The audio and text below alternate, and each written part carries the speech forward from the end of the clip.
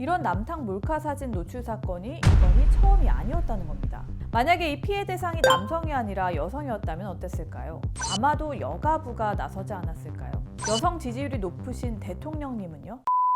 안녕하세요. TV에선 못 보는 이야기 This is 김 기자입니다.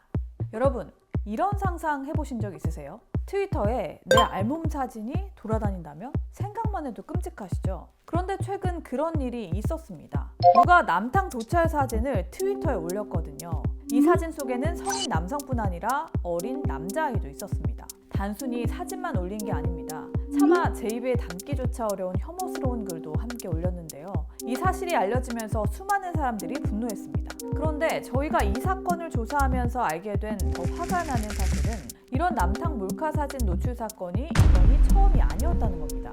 그런데 더 큰 문제는요, 이런 사건이 터졌다는 기사만 나올 뿐 범인을 잡았다는 기사는 찾을 수가 없었다는 겁니다. 이거 정말 심각한 성범죄거든요.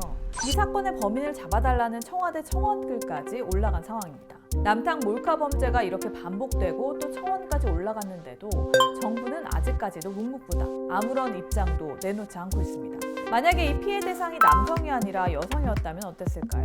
아마 훨씬 더 엄청난 일이 일어났을 겁니다.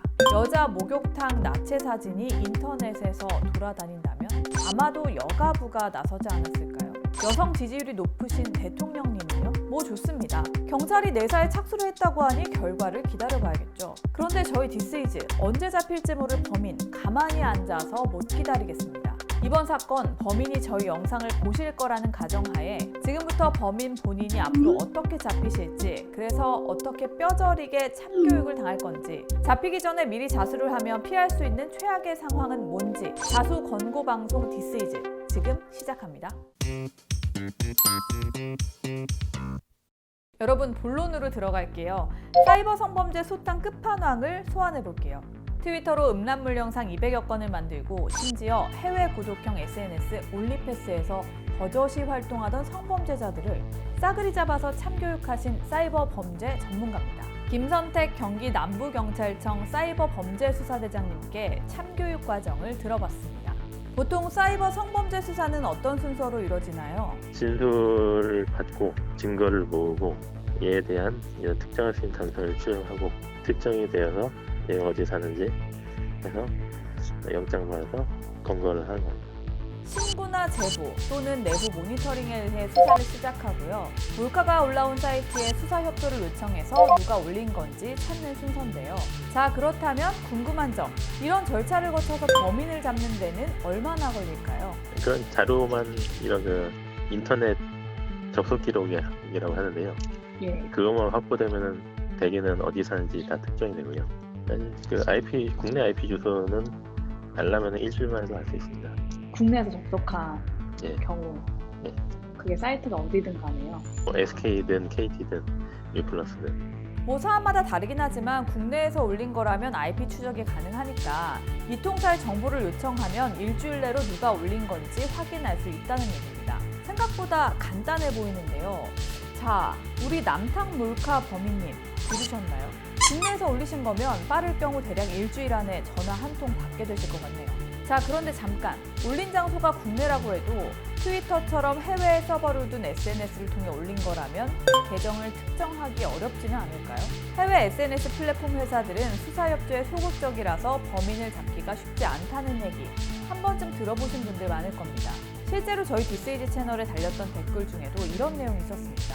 어차피 구글은 수사 협조를 안 해주기 때문에 경찰이 계정 추적을 할 수가 없다. 그래서 악플 맘껏 달아도 된다. 만약에 이게 사실이라면 우리 남탕 몰카 범인분 지금 슬그머니 미소가 떠오르실 것 같은데 이거 정말 사실일까요? 이미 국내 해외의 큰 업체에 대해서는 협력 채널이 어느 정도 되어 있습니다. 유튜브나 트위터는 어느 정도 협조가 되고 있습니다.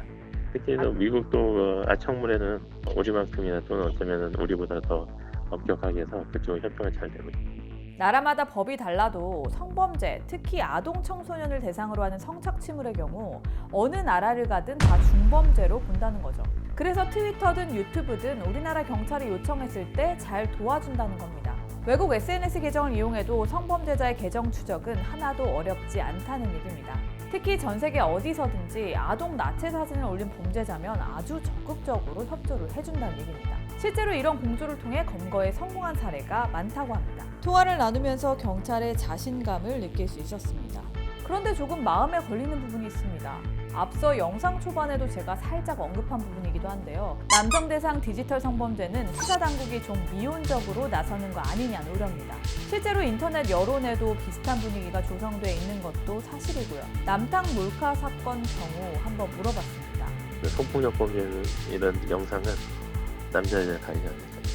근데 뭐 법에는 사람의 신체라고 돼 있지 여자의 신체, 남자의 신체 이렇게는 안 돼 있고 그래서 똑같이 표현되고 대상이 외국인이어도 해외 사진은 그러면 상관이 없나요? 남자든 여자든 따지지 않으니까 이거 죄가 되게 되는 거죠. 자, 실제로 적용 법을 한번 볼게요. 성폭력 범죄 처벌 등에 관한 특례법 제14조에 카메라나 그 밖에 이와 유사한 기능을 갖춘 기계 장치를 이용하여 성적 욕망 또는 수치심을 유발할 수 있는 사람의 신체를 촬영 대상자의 의사에 반하여 촬영한 자는 7년 이하의 징역 또는 5천만 원 이하의 벌금에 처한다. 사람입니다. 남녀노소 상관없이 사람의 신체인 거죠. 법은 남녀를 구분하고 있지 않습니다. 법은 차별하지 않는다는 겁니다. 남성도 성적 수치심 느낄 수 있으니까 남탕 사건도 뭐 당연히 처벌 대상이란 거죠. 어찌 보면 너무나 상식적이고 당연한 일입니다. 특히나 이번 사진처럼 아동의 사진을 올리고 유포하는 행위는 더욱더 강한 처벌을 받아야 합니다. 실제 아동 청소년의 성보호에 관한 법률 11조는 제작한 자는 무기징역이나 5년 이상 징역. 이번 사건으로 대입해보자면 우선 몰카를 찍은 행위, 제작을 한 거죠.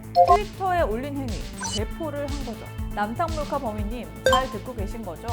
이번 사건은 경찰이 신고 접수를 하기도 전에 내사부터 시작했다고 합니다. 아마도 우리 몰카 범인님 곧 잡히실 겁니다. 그리고 다른 성범죄자들과 똑같이 공정한 법의 심판을 받게 되실 겁니다. 그게 정의니까요.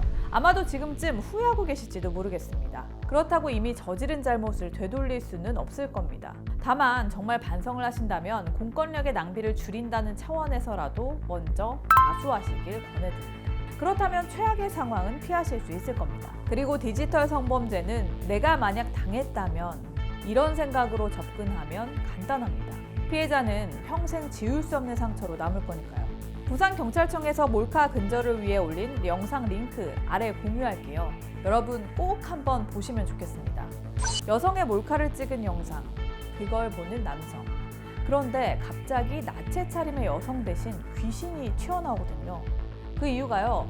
디지털 성범죄 피해자들이 실제로 목숨을 스스로 끊는 경우가 많아서라고 합니다.